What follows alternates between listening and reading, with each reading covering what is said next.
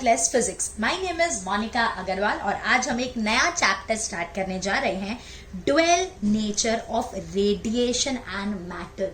ये एक बहुत ही इजी चैप्टर है। इसमें एज सच डेरिवेशंस हमको नहीं करने हैं, हमको इसमें ज्यादा थोड़ा थियोरी कॉन्सेप्ट वाइज ज्यादा है, ठीक है। और बहुत इजी चैप्टर है, बिल्कुल डरने की जरूरत नहीं है। अगर अभी तक आपको कुछ भी नहीं आता तो भी मत टेंशन लीजिए। मैं जितना आपको वीडियोस में करा रही हूं उतना बस आप एग्जाम्स में करके जाइए, it will be more than enough. अब सबसे पहले हम सीखते हैं what is photo electric effect. ये कुछ डेफिनेशंस करने वाले हैं हम लोग। तो उससे पहले मैं आपको कुछ बता देती हूँ। पहली चीज तो यहाँ पे अपन पढ़ने वाले हैं कि लाइट है that is travelling in the form of photon, and हर एक means each photon has energy h into nu, where h is Planck's constant and nu is frequency of light। वापस सुनो, इसमें अपन ऐसा पढ़ने वाले, वेव ऑप्टिक्स में अपन ने क्या पढ़ा है, light is travelling in the form of waves. इसमें अपन पढ़ते हैं light is travelling in the form of particles, और हर एक पार्टिकल को हम क्या बोलते हैं, फोटोन। और हर एक फोटोन के पास एनर्जी कितनी होती है, h nu. As we know nu is equal to c by lambda, so energy can also be written as h c by lambda. So E means energy और फ्रीक्वेंसी का क्या relation आया, direct relation. And energy and wavelength का क्या relation आया, inverse relation. Means if we increase frequency energy will increase. Obvious सी बात है ना, फ्रीक्वेंसी बढ़ेगी तो एनर्जी बढ़ेगी, डायरेक्ट रिलेशन है। फ्रीक्वेंसी बढ़ेगी तो वेवलेंथ कम होगी, बिकॉज फ्रीक्वेंसी और वेवलेंथ का इनवर्स रिलेशन है। तो फ्रीक्वेंसी बढ़ रही है, वेवलेंथ कम हो रही है और एनर्जी बढ़ रही है। अगर हम वेवलेंथ बढ़ाएंगे तो फ्रीक्वेंसी कम होगी तो एनर्जी भी कम होगी। क्लियर हुआ? ओके। अभी फोटो इलेक्ट्रिक इफेक्ट क्या है, देखो ये एक मटीरियल है।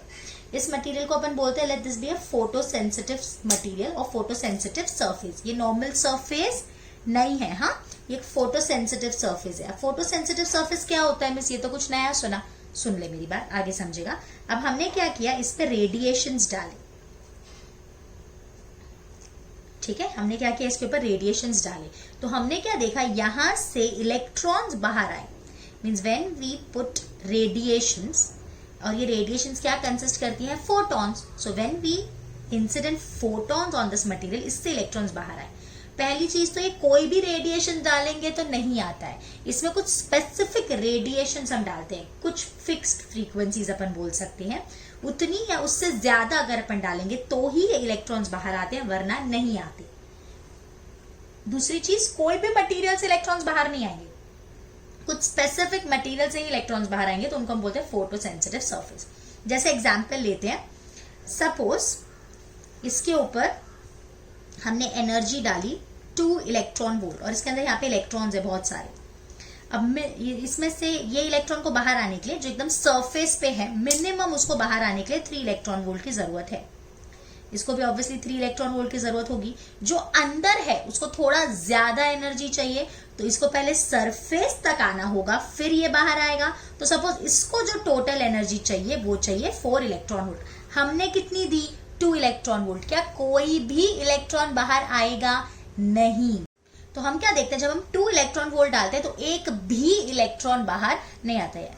नो इलेक्ट्रॉन्स, मैंने गलत लिख दिया था, तो एक भी इलेक्ट्रॉन बाहर नहीं आता है। लेकिन अगर हम 3 इलेक्ट्रॉन वोल्ट एनर्जी डालेंगे तो क्या कुछ आएगा? हाँ, ये वाला जो इलेक्ट्रॉन जो सरफेस पे था वो बाहर आ जाता है। समझ में आ रहा है? तो इस केस में इलेक्ट्रॉन्स कम आउट। क्या इसके पास कुछ भी एनर्जी बच रही है? नहीं, कुछ एनर्जी नहीं बच रही। अब ये जो, अब हमने और एनर्जी बढ़ाई 4 इलेक्ट्रॉन वोल्ट। ये एनर्जी हम कैसे बढ़ा रहे होंगे? बाय इंक्रीजिंग द फ्रीक्वेंसी और बाय डिक्रीजिंग द वेवलेंथ। तो हम फ्रीक्वेंसी बढ़ाते जा रहे हैं, एनर्जी बढ़ती जा रही है। अब हमने दी 4 इलेक्ट्रॉन वोल्ट। अब जो 3 इलेक्ट्रॉन वोल्ट वाले इलेक्ट्रॉन्स थे वो तो बाहर आएंगे ही आएंगे, और जो अंदर थे जिनको 4 इलेक्ट्रॉन वोल्ट वाली एनर्जी चाहिए वो भी बाहर आएंगे। तो अब हम देखते हैं कि इलेक्ट्रॉन्स का नंबर बढ़ गया।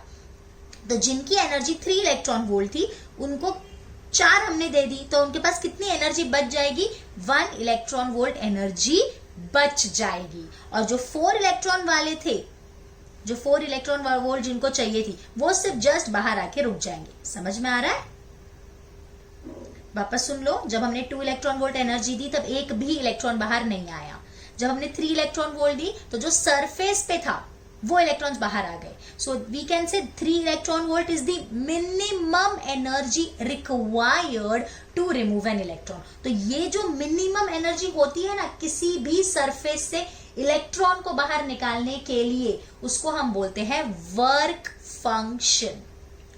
तो अगर वर्क फंक्शन से कम एनर्जी दी तो क्या इलेक्ट्रॉन बाहर आएगा? नहीं। क्या वर्क फंक्शन के बराबर एनर्जी दी तो इलेक्ट्रॉन बाहर आएगा? हाँ। बट उसके पास कुछ काइनेटिक एनर्जी बचेगी क्या? नहीं। और वर्क फंक्शन से ज्यादा एनर्जी दी तो इलेक्ट्रॉन बाहर आएगा और उसके पास कुछ ना कुछ काइनेटिक एनर्जी बच भी जाएगी। समझ में आ रहा है ना? गुड। अब वर्क फंक्शन के टाइम पे ऑब्वियसली मैंने आपको बताया हमने एनर्जी बढ़ाई कैसे? By increasing the frequency. तो वर्क फंक्शन के टाइम पे जो फ्रीक्वेंसी होती है उसको अपन बोलते हैं थ्रेशहोल्ड फ्रीक्वेंसी। तो अगर थ्रेशहोल्ड फ्रीक्वेंसी से कम फ्रीक्वेंसी देंगे तो एनर्जी भी कम हो जाएगी, तो इलेक्ट्रॉन बाहर नहीं आता है। और थ्रेशहोल्ड फ्रीक्वेंसी से ज्यादा देंगे तो इलेक्ट्रॉन बाहर आएगा। और वेवलेंथ उल्टा होता है बेटा, हम फ्रीक्वेंसी बढ़ाएंगे तो एनर्जी बढ़ेगी और फ्रीक्वेंसी बढ़ाएंगे तो वेवलेंथ कम होगी। तो वर्क फंक्शन के टाइम पे जो वेवलेंथ होती है उसको क्या बोलोगे? Threshold wavelength. समझा? अगर अपन ने वेवलेंथ बढ़ाई ना तो फ्रीक्वेंसी कम होगी तो इलेक्ट्रॉन बाहर नहीं आएगा। उल्टा है, ध्यान से समझना। वर्क फंक्शन के टाइम पे जो फ्रीक्वेंसी होगी उसको बोलेंगे थ्रेशहोल्ड फ्रीक्वेंसी और जो वेवलेंथ होगी उसको बोलेंगे थ्रेशहोल्ड वेवलेंथ।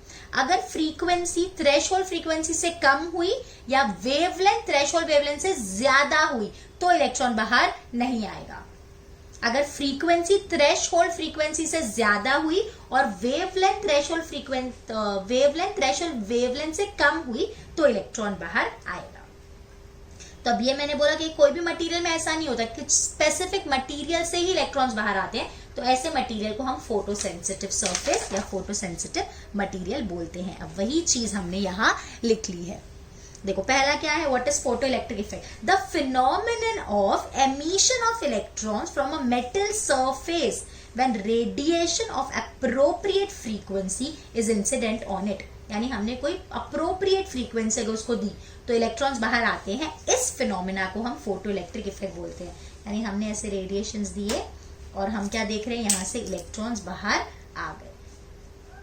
जो इलेक्ट्रॉन बाहर आते हैं उनकी जो एनर्जी है, काइनेटिक एनर्जी, वो अलग अलग हो सकती है। डिपेंड करता है ना वो कहाँ पे था, सरफेस पे था कि अंदर था कि बहुत अंदर था। तो उस हिसाब से इलेक्ट्रॉन्स की एनर्जी अलग अलग हो सकती है। Next, what is photosensitive surface? The surface which emits electron when illuminated with radiation. यानी ऐसा सरफेस जिसपे हम रेडिएशंस डाले तो वहां से क्या निकले? इलेक्ट्रॉन्स। ऐसे सरफेस को फोटोसेंसिटिव सरफेस बोलते हैं। Next is work function. This is the minimum energy required to remove an electron from the photosensitive surface या metal surface is called as work function of the metal. इससे कम देंगे तो electron बाहर नहीं आएगा। Work function के बराबर देंगे तो काइनेटिक एनर्जी 0 और वर्क फंक्शन से ज्यादा एनर्जी दी then electron comes out with some kinetic energy. Work function का बेटा 2 सिंबल है, W0, phi0। Next is threshold frequency, the minimum frequency of incident radiation required to start a photo emission. इससे कम frequency देंगे तो obviously energy work function से कम हो जाएगी तो इलेक्ट्रॉन बाहर नहीं आएगा। या इन शॉर्ट वर्क फंक्शन के टाइम पे जो फ्रीक्वेंसी होती है उसको हम थ्रेशहोल्ड फ्रीक्वेंसी बोलते हैं। ऐसा भी आप लिख सकते हो। मैंने थ्रेशहोल्ड वेवलेंथ का डेफिनेशन नहीं लिखा है बट वो भी अगर आया तो आप क्या लिखोगे? The maximum wavelength, it is the maximum wavelength of incident radiation required to start a photo emission is known as threshold wavelength. इसका threshold frequency का symbol है बेटा F0 या तो nu नॉट। F भी यूज करेंगे, nu भी use करेंगे, N भी यूज करते हैं बट इस चैप्टर में कम यूज करेंगे। और threshold wavelength मैं लिख देती हूँ यहाँ पे। थ्रेशहोल्ड वेवलेंथ का सिंबल आपको पता है ना, लैम्बडा। तो थ्रेशहोल्ड वेवलेंथ के लिए लैम्बडा नॉट होगा। Clear? Okay, so that's it in this video. Stay tuned for further videos. Till then, bye bye. Take care.